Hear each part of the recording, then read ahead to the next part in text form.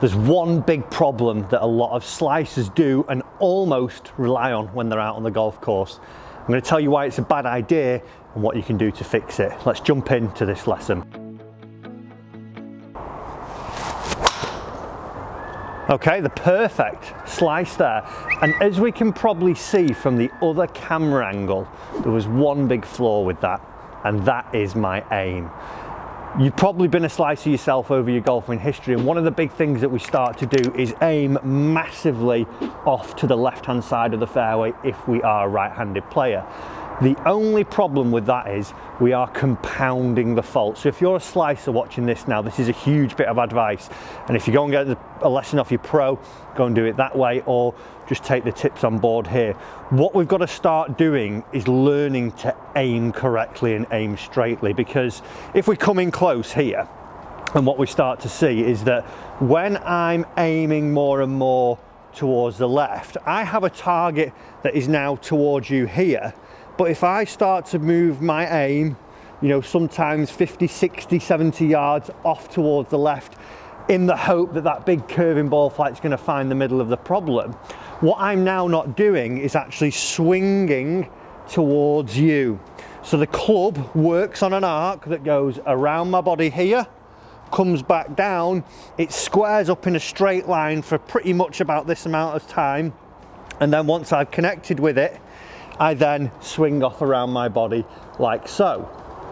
If now I'm aiming over here, that straight line that is running towards you on the camera there, I'm working across it the whole time.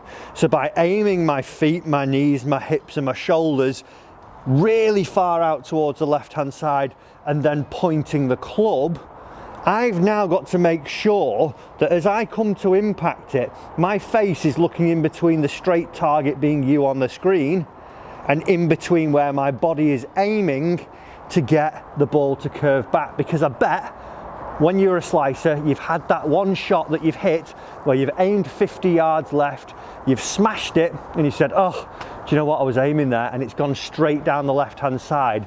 That's because our path is working to the left. And we're compounding then actually holding the club face open to actually get the ball back to target. So there's two things I want you to start to do. I'm going to jump over and tell you what those are right now. So it is a scary prospect to start out actually aiming over to the right hand side, which is where we need to start, because like I say, you're used to doing this all the time and getting further and further around until you're actually doing a 360 nearly.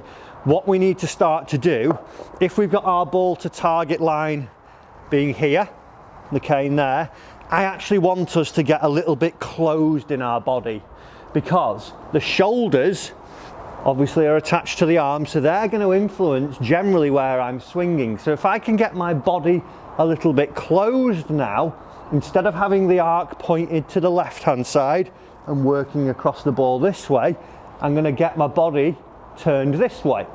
So we'd start to feel that I'm swinging towards the right.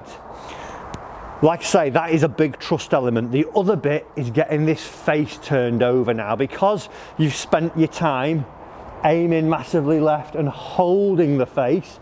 We've now got to see that we can turn the face over.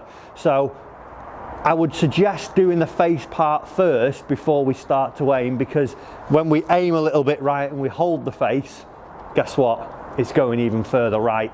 So we need to make sure that as we start, where you've been a player who's held the club face, we need to start to release the club face. So what I want you to do as step one of the drill is start to actually hit some, and you might get some diving hooks when you do this, but that's okay, because if you're diving hooking it, it means that the face is closing. It's not being a big open one. So all I want you to do is take your normal grip and you're going to make it a little bit stronger.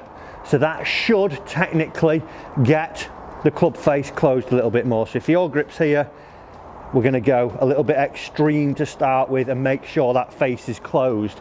And then as you're coming through, I want you to get the feeling of your trail forearm crossing over your lead forearm. So as we go through, we would see more of this starting to happen. So as we get in, we see a bit more of this starting to happen. where trail sits on top of lead with that stronger grip, and what that's doing is turning this club face over instead of you holding it the whole time. So let me hit one with just that feeling there where I go a little bit stronger grip and feeling that I'm releasing it.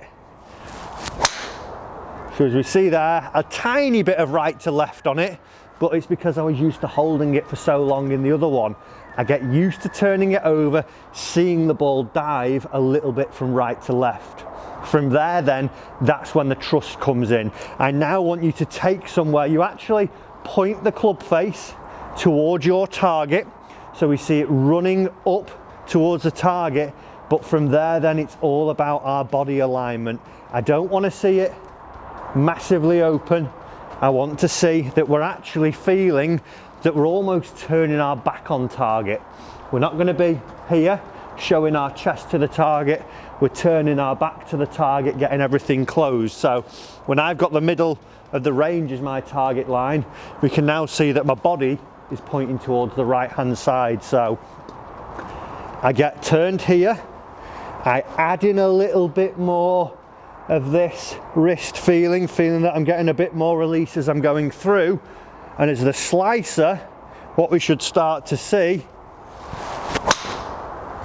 is a beautiful little draw, just like that one. I'm quite amazed by that shot there. I've never hit a tiny 2-yard draw, but something where the ball isn't starting massively off target and having to work by, and you compound this holding of the club face. So that's a really big trust exercise that you've got to go through there, guys. Firstly, you've got to fix that face by getting a little bit more release. Then you can start to trust yourself to aim a little bit more to the right hand side. If you're stood aiming to the left, you are just compounding your slice, and it will be like that forever. So make sure you are doing a little bit of release work, then start to aim right. Guys, I hope you've enjoyed this lesson this week. If you have, do hit the subscribe button for me down below. Leave me a comment as well. Are you someone who aims massively to the left? Thanks for watching, and I'll see you in the next lesson.